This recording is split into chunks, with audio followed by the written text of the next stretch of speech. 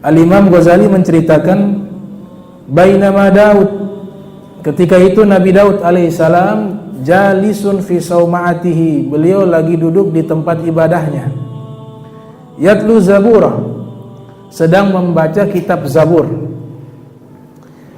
Itu disebutkan oleh Imam Auza'i. Ini Nabi Daud diberikan suara yang luar biasa indah, sampai dikatakan ketika beliau membaca kitab Zabur itu, hewan-hewan ikut berkumpul, burung, hewan-hewan semuanya berkumpul. Bahkan dikatakan sungai yang lagi mengalir ketika beliau baca itu berhenti. Saking indahnya suaranya Nabi Daud alaihissalam. Itu disebutkan hewan-hewan kalau beliau baca itu kitab Zabur dengan waktu yang lama, hewan-hewan yang hadir tidak merasakan lapar dan haus. Nanti kalau sampai dibaca terus lama, lupa makan minum sampai mati, karena terhipnotis dengan suara Nabi Daud. Zaman sekarang belum pernah ada orang kayak begitu, ya. Dia nyanyi sampai orang mati tidak sadar, saking indahnya suaranya, dia dengar sampai mati tidak ada. Nabi Daud dikasih mukjizat seperti itu. Ini bagian mukjizatnya Allah Subhanahu wa taala. Nah, Nabi Daud lagi baca kitab Zabur di tempat ibadahnya. Izra'adu datan hamra, tiba-tiba Nabi Daud melihat ada ulat merah lewat di depannya. Ulat merah. Faqala fi nafsihi, beliau berkata di dalam hati, ma aradallahu fi hadhihi dudah, kenapa Allah Subhanahu wa taala ciptakan ini ulat? Apa dia punya manfaat? Fa'azinallahu lidudah, subhanallah, Allah taala mengizinkan kepada itu ulat. Maka ada kitab lucu namanya Qira'atul Rasyidah. Kitab ketika masih awal-awal belajar bahasa Arab, itu ada kitab. Ini kitab luar biasa, kisah tapi ada hikmah. Biasa orang-orang yang belajar di Mesir, di Hadramaut, di sekolah-sekolah Islam di sana, itu kitab komik mereka itu kitab itu, Qira'atul Rasyidah. Ada cerita tapi kesimpulannya ada hikmah. Itu di kitab Qira'atul Rasyidah ini sama seperti Nabi Daud menganggap remeh ini ulat, apa gunanya?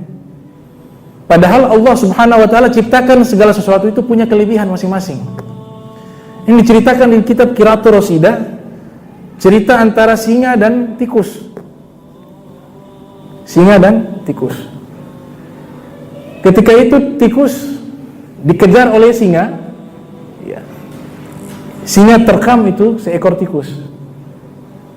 Singa mengatakan, kamu ini hewan yang tidak ada guna, lemah, kecil, tidak ada manfaat, tidak punya ya kelebihan apapun.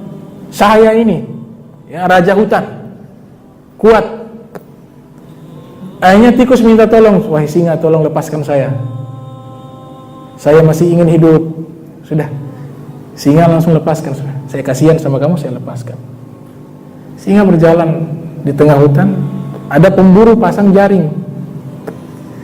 Ternyata masuk ke perangkap dari pemburu. Singa itu termasuk di dalam saring, tidak bisa terbuka. Berteriak, tolong, tolong.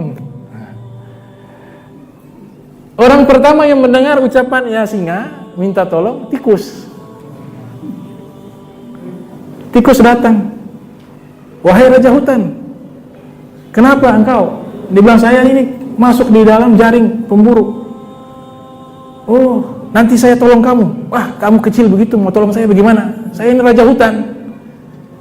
Dia bilang, tadi kau sudah selamatkan saya, kau mau bunuh saya, tapi kau kasihan bebaskan saya. Sekarang saya mau balas budi, biar saya tolong kamu. Kata tikus begitu. Nah, tikus punya gigi kan tajam. Dia gigit itu jaring satu persatu. Sampai putus itu jaring, singa lolos keluar. Sampai di hadapan tikus, ini singa terima kasih. Wahai tikus, terima kasih. Saya tidak sangka ternyata kau ada manfaat juga. Saya kira tidak ada manfaat, ternyata kau bisa menolong saya. Saya raja hutan, ternyata butuh pertolongan juga. Kata tikus dengan bahasa hikmah, ya Asad, wahai singa, likulli syai'in maziyah, segala sesuatu itu punya kelebihan masing-masing. Fala tahkirannal kabir saghirah, maka jangan yang rasa besar dia punya kekuatan meremehkan orang yang kecil. Suatu saat yang besar ini akan butuh kepada yang kecil. Nah, ini hikmah luar biasa. Jadi jangan pernah kita anggap remeh siapapun, masing-masing punya kelebihan, keutamaan, begitu. Dan kita manusia ini zon politikon. Makanya disebut dalam bahasa Al-Quran An-Nas, ya ayyuhan nas inna khalaqnakum min dzakari wa unsa wa ja'alnakum syu'uba wa qabaila lita'arafu. Allah sebutkan wahai manusia. Dalam kitab Lisanul Arab Ibnu Manzur mengatakan kata An-Nas itu artinya manusia itu membutuhkan satu dengan lainnya. Maka dalam syariat Islam itu ada fardu kifayah. Tidak bisa individual. Salat jenazah harus ada fardu kifayah. Satu orang sudah kerjakan, yang lainnya dipenuhi. Sholat jamaah di masjid kosong, tidak ada yang sholat jamaah, satu kampung kena dosa. Tapi kalau sudah ada yang sholat jamaah, dia sudah menutupi kewajiban tersebut. Itu namanya fardu kifayah. Nah ini Nabi Daud seperti itu. Dia lihat, ini Allah ciptakan, ini apa dia punya guna?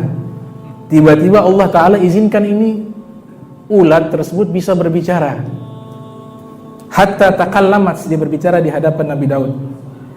Ya Nabi Allah, wahai Nabi Allah, amma nahari fa alhamani rabbi an aqula fi kulli yawmin subhanallah walhamdulillah wa la ilaha illallah wallahu akbar alfa marrah. Wahai Nabi Allah, sesungguhnya waktu siangku ini Allah ilhamkan kepada saya membaca zikir subhanallah walhamdulillah wa la ilaha illallah wallahu akbar 1000 kali di setiap pagi sampai siang, sampai siang hari.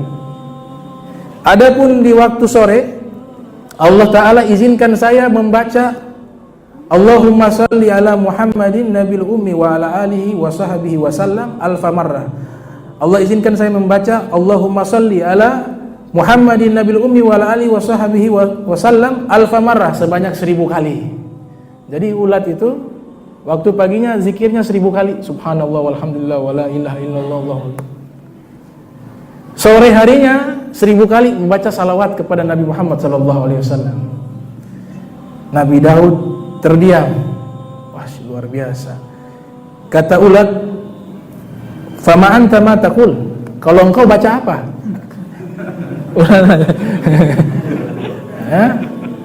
Kira-kira engkau siang pagi hari baca berapa kali? Ini ulat balas kepada Nabi Daud. Fa anta ma taqul? Hatta astafida, sehingga aku bisa ambil ilmu darimu. Apa zikir apa yang kau baca di pagi hari? Zikir apa yang kau baca di sore hari? Fanadima Daud, Nabi Daud pun merasa sedih, menyesal ala ihtikar, atas menganggap remehnya terhadap ulat. Wa khafa minallahi ta'ala wa taba ilaihi wa tawakkal. Kemudian beliau takut kepada Allah dan bertobat kepada Allah Subhanahu wa ta'ala. Jadi semua hewan ini, bahkan benda-benda mati ini semuanya mereka berzikir kepada Allah Subhanahu wa taala. Allah sebutkan dalam Al-Qur'an yusabbihu lillahi ma fis samawati wa ma fil ard. Senantiasa yusabbihu. Apa-apa, kalimat apa-apa berarti benda mati juga termasuk. Sesuatu, senantiasa sesuatu itu bertasbih kepada Allah Subhanahu wa taala, baik yang ada di langit ataupun yang ada di bumi, termasuk hewan juga. Itu, mereka berzikir kepada Allah Subhanahu wa taala. Kemudian di cerita ini luar biasanya juga, ternyata Nabi kita Muhammad sallallahu alaihi wasallam juga dari kalangan hewan juga bersalawat kepada Rasul sallallahu alaihi wasallam. Dan Nabi Daud tidak bertanya lagi, siapa itu Muhammad? Tidak. Kenapa? Karena seluruh nabi sudah kenal siapa Nabi Muhammad sallallahu alaihi wasallam. Wa isqala Isa ibn Maryam ya bani Israil inni rasulullah ilaikum musaddiqan lima baina yadayya minat taurat mubasysyiran bir rasul ya'ti min ba'di ismu Ahmad. Falamma ja'ahum bil bayyinati qalu hadza syihrun mubin. Ketika Nabi Isa berkata, wa isqala Isa kepada kaumnya Bani Israel, wa isqala Isa ibni Maryam ya bani Israil inni rasulullah ilaikum, wahai Bani Israel, aku ini utusan Allah kepada kalian. Wa mubasysyiran bir rasul ya'ti min ba'di Ahmad. Dan Nabi Isa mengabarkan nanti datang setelahku seorang nabi yang namanya Ahmad. Nah, itu. Jadi semua nabi itu selalu mengabarkan kepada umatnya tentang sosok nabi kita Muhammad sallallahu alaihi wasallam. Makanya Nabi sebutkan di dalam hadis, ismi fil Quran Muhammad, namaku dalam Al-Quran Muhammad. Wa ismi fil Injil Ahmad, namaku di kitab Injil Ahmad. Wa ismi fil Taurat Uhaid, namaku di kitab Taurat Uhaid. Dinamakan saya Uhaid karena saya menjauhkan umat saya dari api neraka, kata Rasul sallallahu alaihi wasallam. Karena nanti semua para nabi, mereka di hari kiamat itu tidak punya izin oleh Allah Ta'ala, bahkan untuk masuk ke surga harus tunggu Nabi Muhammad SAW. Seandainya Nabi belum masuk surga, ya mereka tidak bisa masuk surga. Karena yang memegang kunci surga Rasul Sallallahu Alaihi Wasallam. Bahkan malaikat penjaga pintu surga, Al-Imam Abdul Rauf Al-Munawi, ada ulama namanya Abdul Rauf Al-Munawi, lahir tahun 952 Hijriah, meninggal 131 Hijriah. Beliau adalah murid daripada Imam Romli, juga Abdul Wahab Sya'rani. Ada beliau punya kitab namanya Faidul Qadir. Faidul Qadir ada 6 jilid. Faidul Qadir ala syarhi Jami'us Shaghir min ahadits Basyirin Nadhir. Sarah daripada kitab Jami'us Shaghir, susunan daripada Al-Imam Abdurrahman bin Abu Bakar As-Suyuti yang lahir 849 Hijriah, meninggal 911 Hijriah. Nama kitabnya yang pertama Jam'ul Jawami', kumpulan hadis terlalu banyak, beliau rangkum, namanya Jami'us Shaghir. Nah, Jami'us Shaghir ini dijelaskan oleh ulama setelahnya, namanya Al-Imam Al-Munawi. Al-Imam Al-Munawi ada riwayatkan hadis, dan hadis ini disahihkan oleh Imam Suyuti. Nabi sallallahu alaihi wasallam bersabda, "Ati babal jannati yaumal qiyamah." Saya nanti datang ke pintu surga di hari kiamat. Fa astaftihu. Saya meminta malaikat bukakan pintu surga. Fa yaqulul khazin. Berkata malaikat penjaga pintu surga, yaitu malaikat Ridwan, kata Imam Al-Munawi. Man anta? Kamu siapa? Karena posisinya malaikat yang jaga di dalam, Nabi lagi di luar. Makanya tidak mengenali siapa yang mengetok pintu. Fa yaqulu man anta? Siapa engkau? Fa aqulu, kata Nabi, saya berkata Muhammad. Saya adalah Nabi Muhammad sallallahu alaihi wasallam. Fa yaqulul khazin, bika umirtu an la aftaha li ahadin qablak. Saya hanya diperintahkan oleh Allah Subhanahu wa taala membukakan pintu surga hanya kepada engkau saja ya Rasulullah, yang lain tidak bisa. Hanya untuk Nabi Muhammad sallallahu alaihi wasallam. Dalam riwayat yang sahih disebutkan dalam kitab Jami'us Shaghir dari Anas bin Malik, Rasul sallallahu alaihi wasallam bersabda, "Aqra'u baba jannah fayuftahu li babun min dhahab wa halquhu min fiddah." Saya mengetok pintu surga, kemudian pintu surga itu dibukakan untuk saya, kata Rasulullah SAW. Pintunya terbuat dari emas dan gagang pintunya terbuat dari perak, kata Nabi Sallallahu Alaihi Wasallam. Dalam riwayat yang lain, Rasul Sallallahu Alaihi Wasallam dari Umar bin Khattab, itu hadis riwayat Al-Imam Daruqutni. Rasul Sallallahu Alaihi Wasallam bersabda, "Innal jannata, sesungguhnya surga, hurrimat alal anbiya'i kullihim, diharamkan bagi seluruh nabi, hatta adkhulaha, hingga aku yang masuk terlebih dahulu, kata Nabi sallallahu alaihi wasallam. Wa hurrimat alal umami, dan diharamkan bagi seluruh umat, hatta tadkhula ummati, hingga umatku masuk terlebih dahulu baru umat yang lain masuk, kata Nabi Muhammad sallallahu alaihi wasallam. Kemudian Nabi yang pertama masuk. Makanya di situ ada adab bertamu. Ulama membuat istinbat hukum. Adab bertamu yang pertama sebagaimana Rasulullah SAW lakukan, qara'ul bab, mengetok pintu. Jangan langsung masuk begitu. Ketuk. Walau pintunya terbuka, harus memberikan ketukan disertai dengan ucapan salam. Assalamualaikum warahmatullahi wabarakatuh. Ketok. Makanya Nabi itu ketok. Kemudian yang punya rumah seandainya tertutup, dia disunahkan menanyakan nama.